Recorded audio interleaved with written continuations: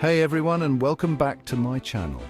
Today we're diving deep into the world of language, and specifically those fascinating words and phrases that just don't seem to have a direct equivalent in other languages. You know, those words that make you go, huh, that's interesting, I wish we had a word for that.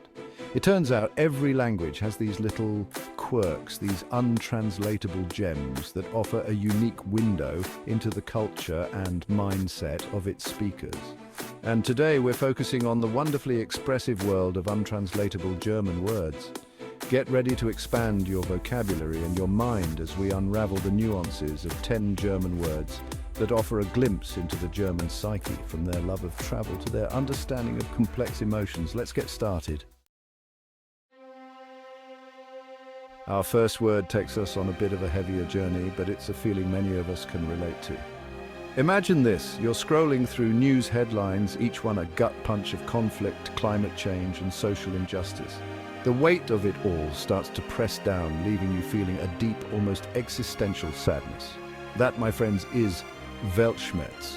It's a combination of the German words for world and pain, and it describes that feeling of being overwhelmed by the suffering and imperfections of the world around us. It's a complex emotion, one that acknowledges the darkness, but also hints at a longing for a better world. So, next time you're feeling overwhelmed by the state of things, remember the word Weltschmerz. Let's shift gears a bit and talk about a word that speaks to the adventurers and dreamers among us, Fernweh. You know that feeling you get when you see a picture of a breathtaking landscape, a bustling foreign city, or a secluded beach, and you're suddenly filled with a deep yearning to be there? That, my friends, is Fernweh.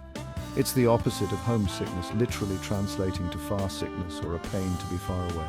It's that ache in your soul, that insatiable desire to explore the unknown, to experience different cultures, to wander and discover. Imagine stumbling upon a dusty old travel journal filled with tales of adventure from a distant relative. As you flip through the faded pages, you're transported to far-off lands, your heart filled with a longing to follow in their footsteps. That's Fernweh whispering its siren song.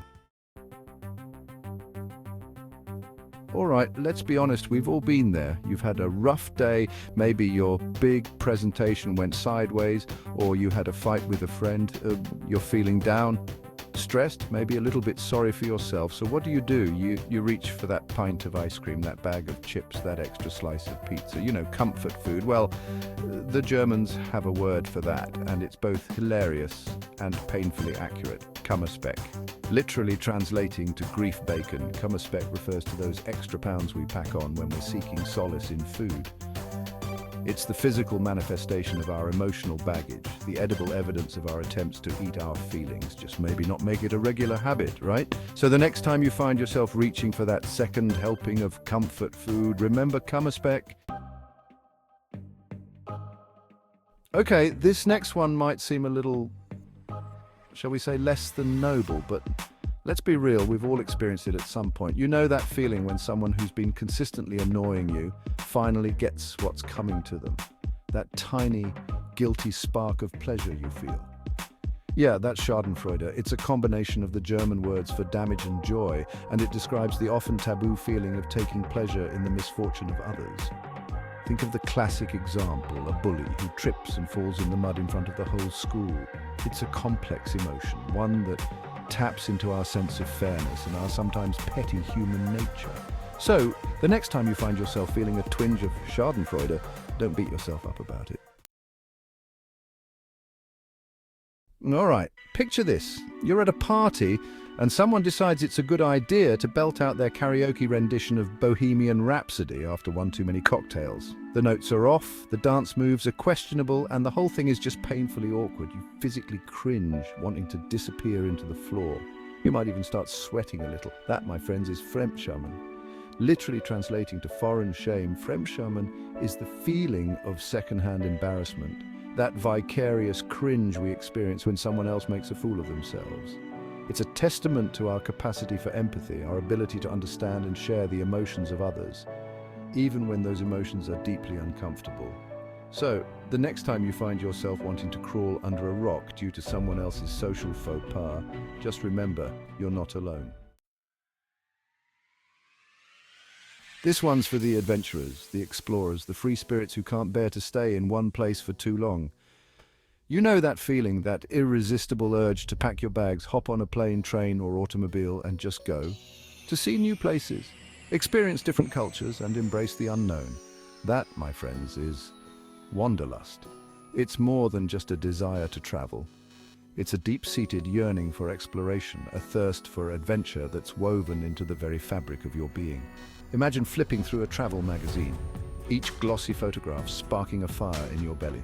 You see snow-capped mountains reflected in crystal-clear lakes, bustling marketplaces overflowing with exotic spices, and ancient ruins whispering tales of forgotten civilizations.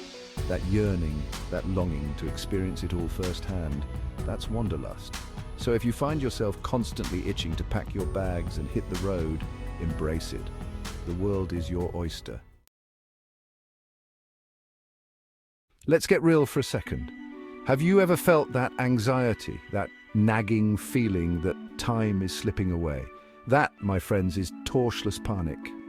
Literally translating to gate-closing panic, it's the fear of missed opportunities. It's the feeling of watching doors of opportunity close one by one. Imagine you're at a crossroads in your life. Maybe you're approaching a milestone birthday or see friends hitting major life goals. You start to question your choices and feel a sense of urgency. Use Torschlusspanik as fuel to take action and pursue your passions. We've all been there. You're in the middle of a heated argument, the perfect witty retort dancing on the tip of your tongue. But just as you're about to deliver that killer comeback, the moment passes and you're left fumbling for words, kicking yourself for not speaking up sooner. That, my friends, is the essence of Treppenwitz.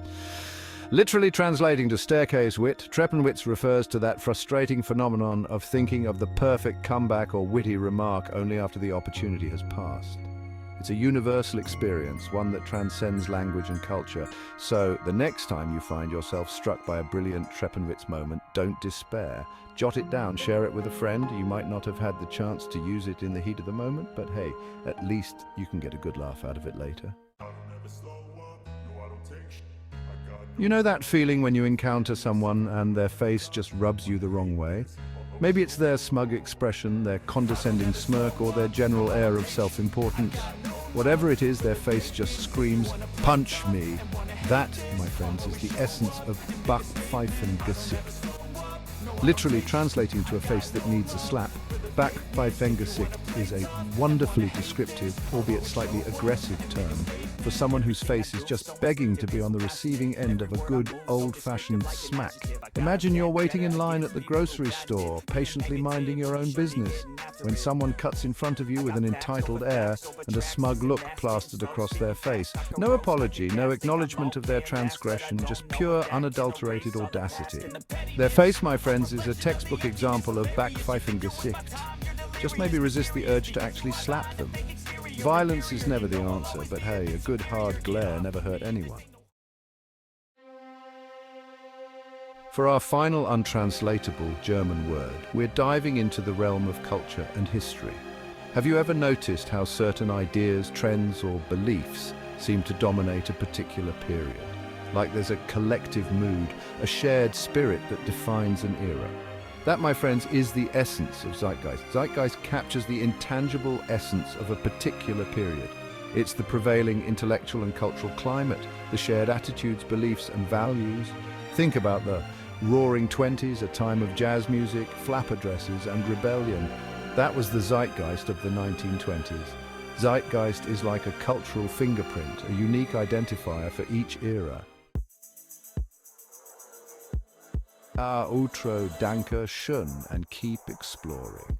So there you have it, 10 untranslatable German words that offer a glimpse into the German psyche, from their love of travel and understanding of complex emotions to their, shall we say, creative insults. These words, with their nuanced meanings and cultural context, remind us of the power of language to shape our understanding of the world and ourselves. They highlight the unique beauty of different cultures and the importance of embracing diverse perspectives. What other German words do you know? Or what other languages have words that you find fascinating? Share them in the comments below. And don't forget to subscribe for more linguistic adventures and explorations of the German language. Peace, bolts!